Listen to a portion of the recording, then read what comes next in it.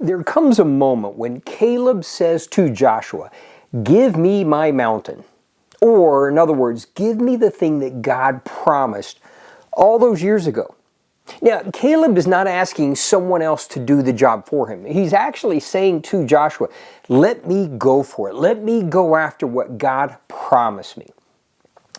And he goes on and says, I'm as strong now as I was when God promised it. I'm as ready to battle for God's promise as I was then. And when Caleb says this, he's 85 years old.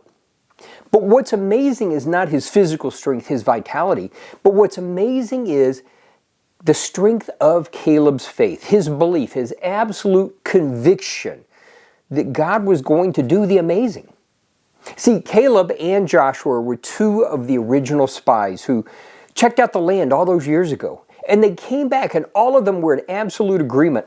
This place is amazing. What God has is absolutely fantastic. But as we always see, to receive what God has for us, there's always obstacles we have to work through. And the rest of the spies were discouraged by that. They saw both the amazing opportunity, but they were intimidated by the challenges, by the obstacles, especially the giants in the land known as Anakim.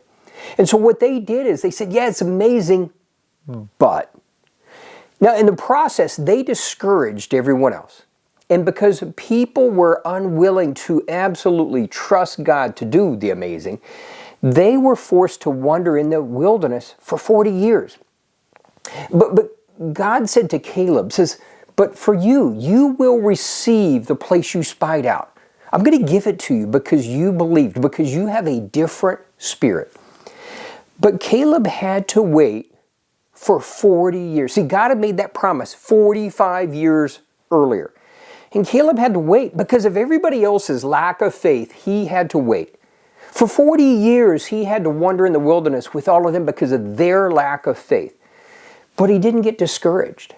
And then they finally enter into the promised land, the inheritance.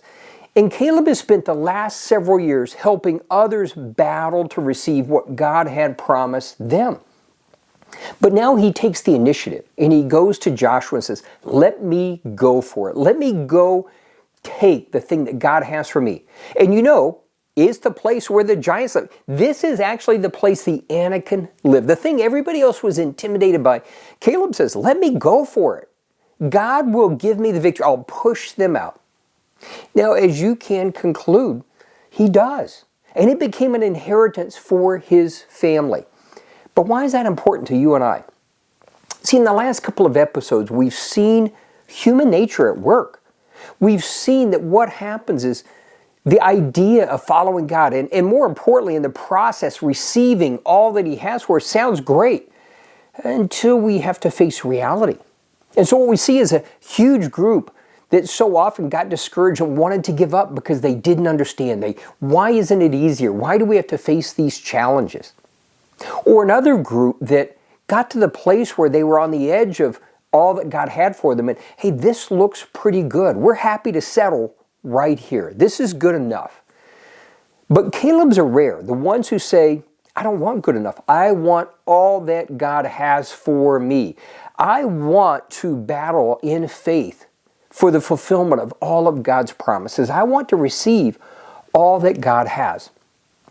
And it's so difficult to do it in a world where all of this seems like quaint, old-fashioned ideas.